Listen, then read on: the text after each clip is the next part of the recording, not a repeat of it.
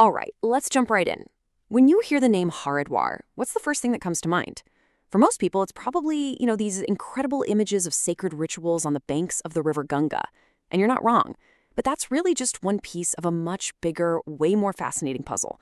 So today, we're going to peel back the layers of this ancient city. And this quote right here, it just hits the nail on the head. It says Haridwar is not just a pilgrimage destination, but also a cultural and ecological experience. See, it's not a one-trick pony. It's this amazing place where deep spirituality, a really vibrant culture, and surprisingly peaceful nature all come together. It's the whole package. Okay, so here's the plan. We're going to look at Haridwar's layered identity, starting with its spiritual heart. Then we'll check out its natural side, dive into its cultural core, and finally tie it all together to see why it's so much more than a pilgrimage spot. Right, let's get into our first section, the spiritual heart. This is what Haridwar is famous for, right? It's the city's sacred core. And smack dab in the middle of it all is Har Ki Pauri. I mean, this place is the city's magnetic center. Just try to picture it. Thousands of people gathered at the steps leading to the river. You can hear chants filling the air. And then as the sun goes down, you see this absolutely mesmerizing sight of countless little lamps floating down the Ganga for the nightly arti. The atmosphere is just, wow, it's incredibly powerful. But the spirituality here isn't just confined to the riverbanks. It stretches all the way up into the hills. You've got these two amazing temples, Chandi Devi and Mansa Devi.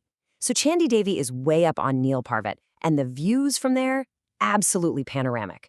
Then you have Mansa Devi on Bilwa Parvat, which is a huge stop for pilgrims. The cool thing is, they're not just separate attractions. For devotees, visiting both of them actually completes a sacred circuit. It's this whole journey that gives you both quiet reflection and just incredible views.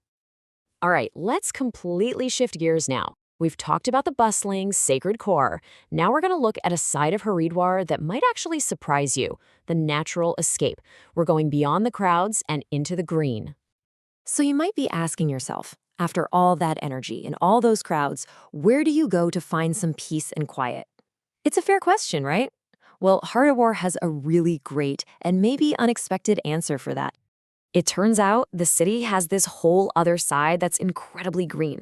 I mean, right on the edge of town, you've got Rajaji National Park, which is this amazing escape for wildlife and ecotourism. But even inside the city, you've got these planned green spaces like Shivalik Nagar and beautiful, peaceful parks like Swarn Jayanti Udyan. Oh, and you can't forget the Patanjali Herbal Garden, which is all about the region's amazing plant life. All these spots, they provide this perfect, essential balance to the city's intense spiritual energy. Okay, time for our third layer. This is the cultural core, the living, breathing heart of Haridwar's history and commerce. This is where you really feel the human energy of the city.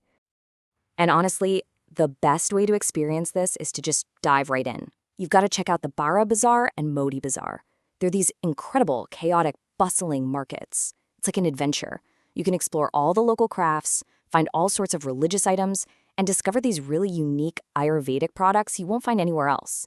This is where you see that ancient trading culture is still totally alive and kicking. But hey, the culture here isn't just about what you can buy. It's steeped in some seriously deep history. And for that, you have to go to Kankal. This is one of the oldest parts of Haridwar.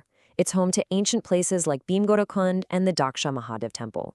When you're there, you can literally feel the history, the deep roots of the city all around you. Okay, so we've looked at the spiritual, the natural, and the cultural. Let's step back for a second and bring all these different pieces together to see the whole picture.